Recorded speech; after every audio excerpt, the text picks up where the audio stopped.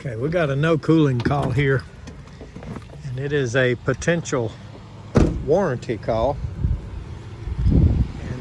And now it looks like it might be one of these deals where we have to try to fix it with nobody home, because they knew I was coming and I'm not getting an answer. So we'll go see if knocking on the door gets us anywhere. Yeah, nobody came to the door either. So let's see if we get lucky and it's just something with the outside unit we can fix.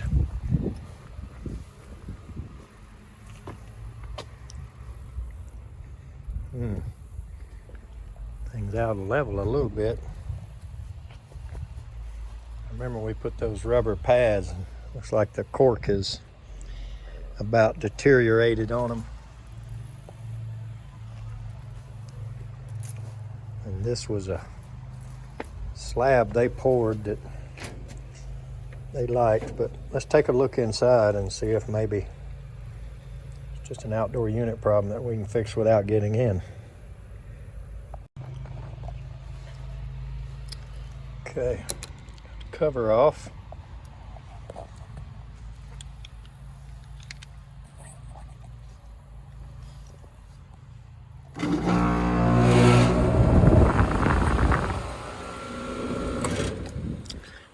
It starts up, so I'm afraid they've got a float switch or a drain pan issue or thermostat or something. We're gonna have to get in.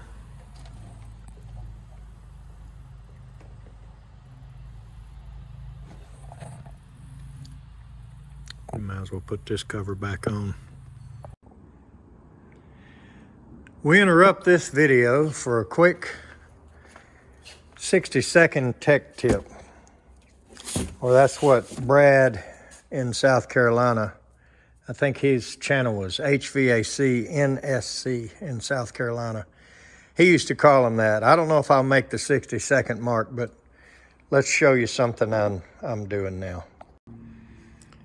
Okay, this right here, believe it or not, is a box. Came to me from Carrier. These are anti-run cap bandit straps. They're only like a couple of dollars each. Here's the part number, 317739-303. And as soon as I saw them, I ordered 50 more. And what hasn't shown up yet is the other part number, 317739-302, is the smaller one. Now, I've always thought that ICP and Carrier had the best mounts for capacitors, and that's why I ordered all these.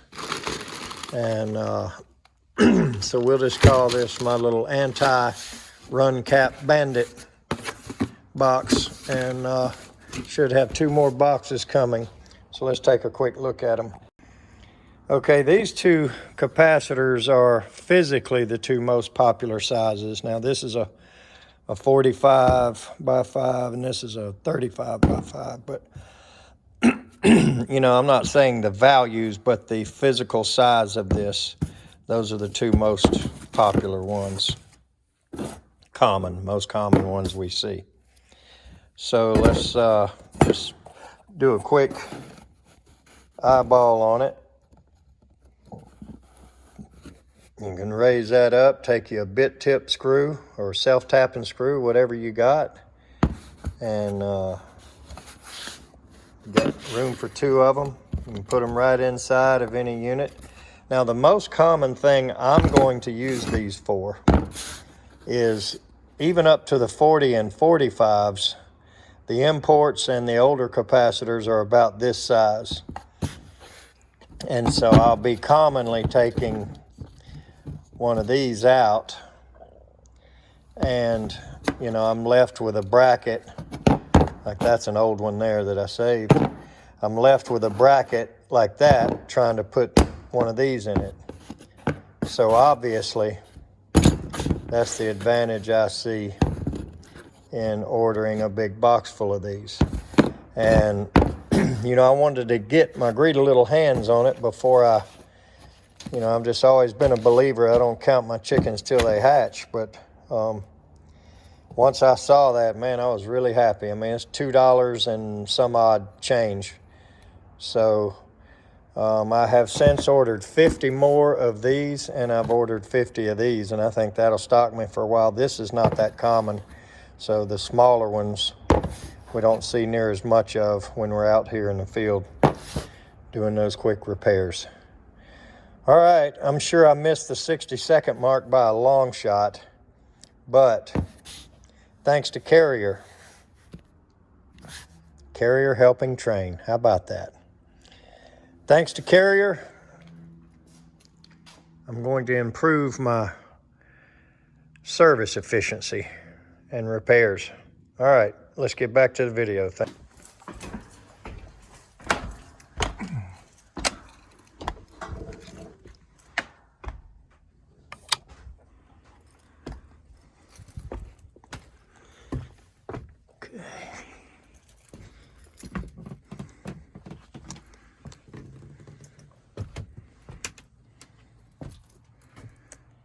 Yep.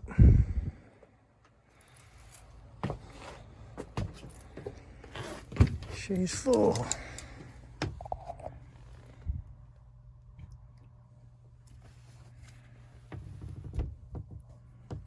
Oh, look at that.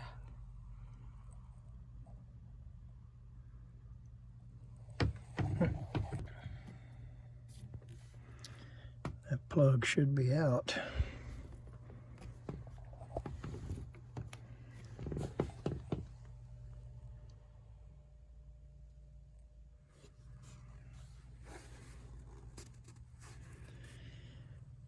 All right, let's get our drain toys.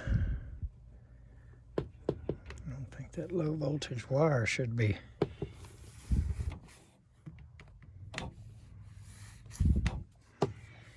laying in the water. Looks like, I guess that spot is from that, not being totally covered. I wonder if this drips right here. I think we need to cut some of that out.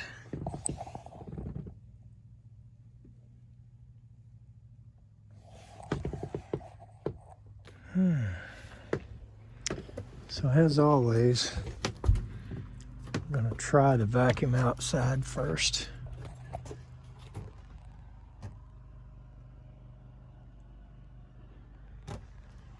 Just see if it works. And then we'll go from there. Looks like somebody's been in here a couple of times.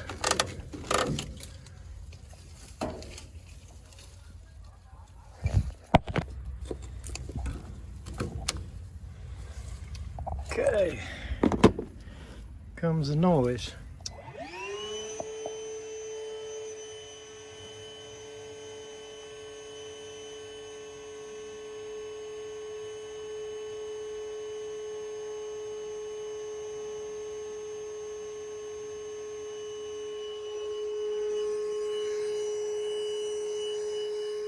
Getting good air out of the exhaust.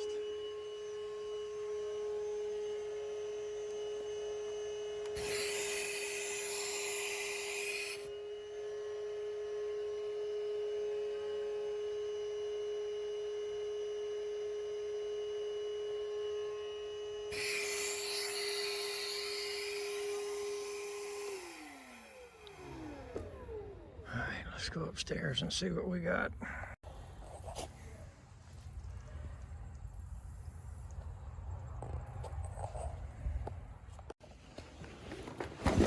Okay, got my little kit. Pump, glue, cutters, fittings. Let's go up there.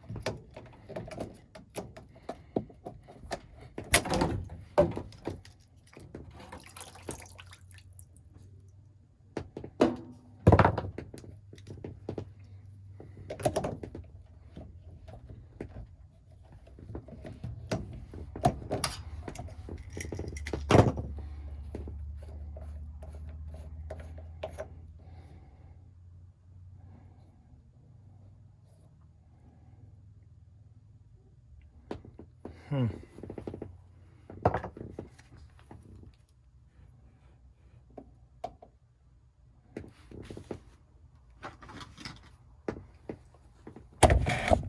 if it'll go now.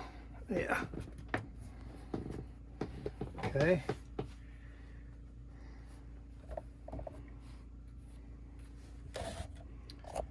So I hope this thing is not clogged worse than it appeared.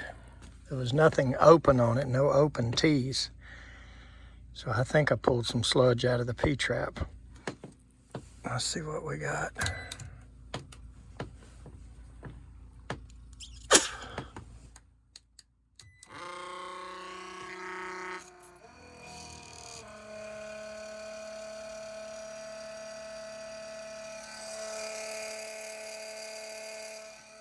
It's flowing pretty good.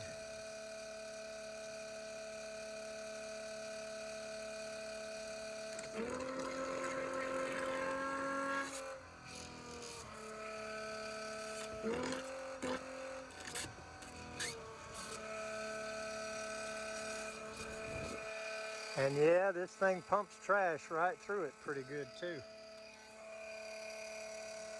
I've been watching it and goes right through, comes out the other side.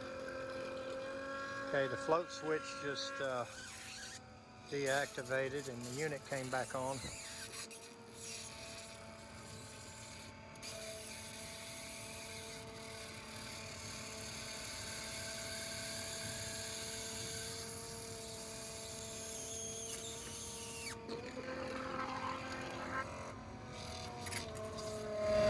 So obviously we're flushing out the primary at the same time that we're emptying the pan. So if you don't have you a setup like this, you need to get you one or something similar to it.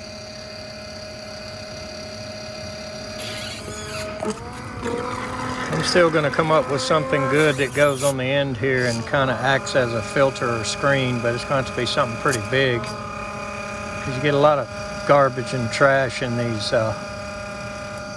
drain pans, and I hate to be putting that right back into the primary line. So I don't know if we're clogging it and flushing it at the same time. We've about got all the water out now.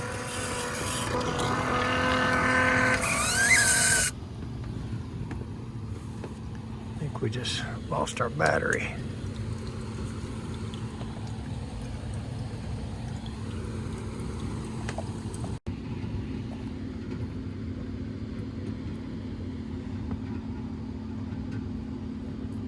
Yep. Well, it's a good thing we got the majority of it out.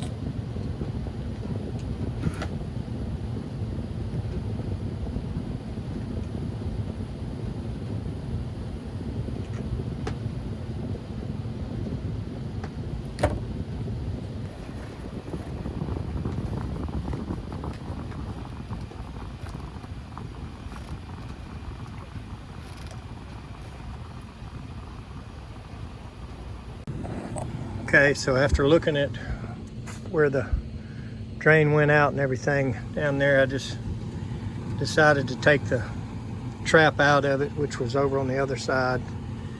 I didn't like it. I didn't like the amount of fall I had to work with here. And I really wanted to add this T. That cost me a little bit of fall right there, but I think I'm good now.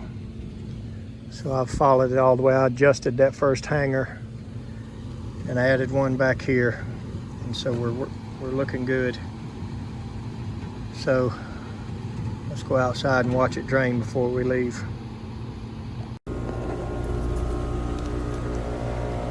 Okay, got it all back together the way they had it.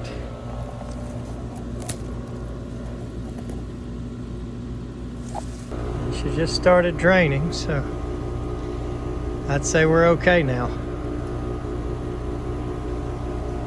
It's been quite a few years.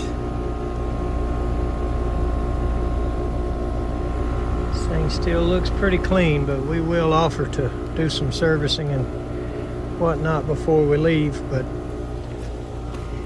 got them back running. So let's go talk to them.